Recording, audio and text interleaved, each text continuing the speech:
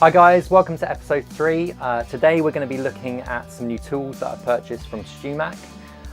These are going to really help me with a lot of the repairs that I do in the shop. So yeah, let's jump right in and I'll show you what I've bought.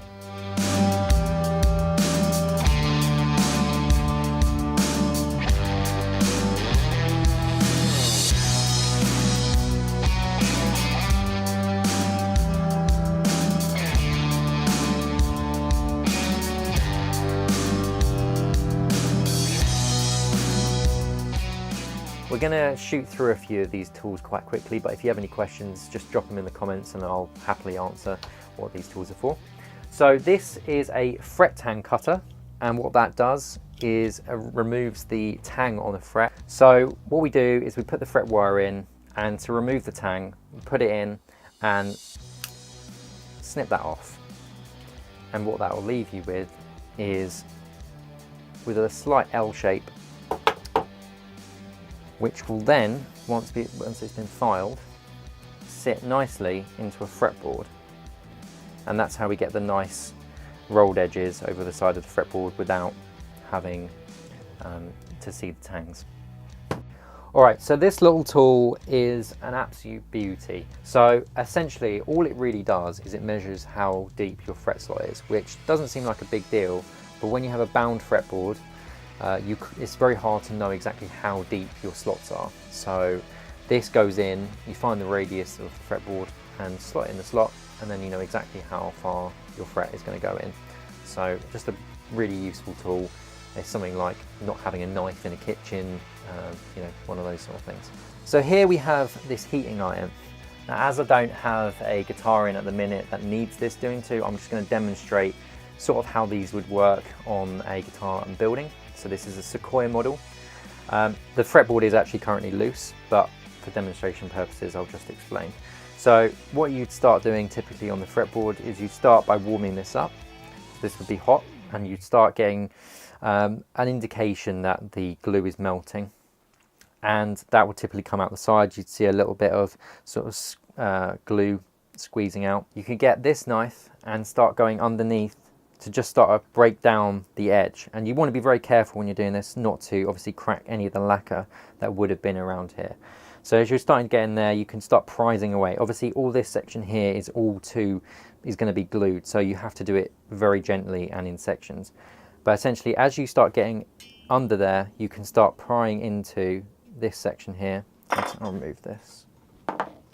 So you're getting your palette knife in, leaving that there, and as you're going along, you can start taking up that fretboard until eventually you get to a point where you can remove it. The next thing is this lovely little ruler which StewMac make. It's not only a really nice solid one, but also on the back of it has a center finder, which is really useful. So when you need to find a center of something, very easy. We now have these, which are brace repair clamps. So inside, if you ever have a brace come off, come loose, it's basically like a mini jack. So you can jack your car up, or you can jack your guitar up. There we go. That's good. I know. So possibly the biggest reason why I wanted to do this order was for these tools here, and they are the StewMac miter box and also accompanying the scale lengths. So I bought 3 different scale lengths, which also have 2 different within each scale length, so 6 in total.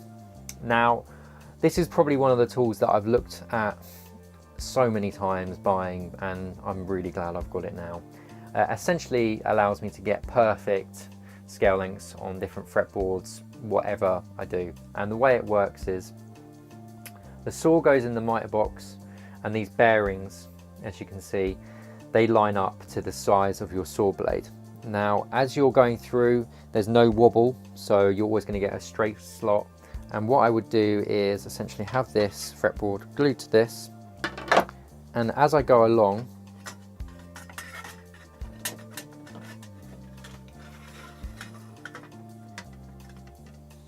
don't know if you can come in here. So as I get the template into the miter box. It's a really flush fit, so they've made it extremely well.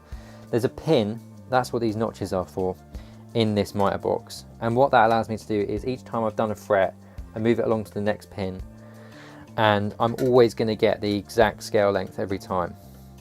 So there's no room for error, perfect scale length, no issues, and the guitar's going to come out playing exactly how it should. So here we've got some of the new Allen keys and gripper wrenches that I've bought. This is a really nice addition because it's just given me access to all of the different styles that there might be. They also, some of these have a nice taper on there. I don't know if you can see that.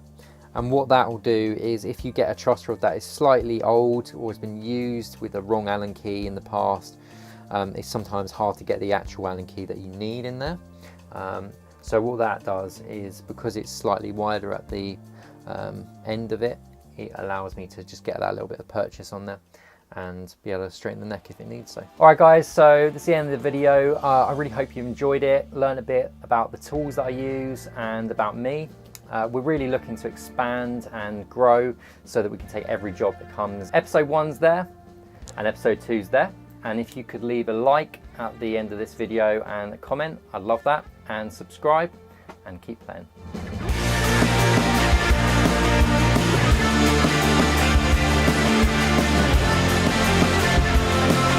And we're going to be doing, what am I saying? Oh.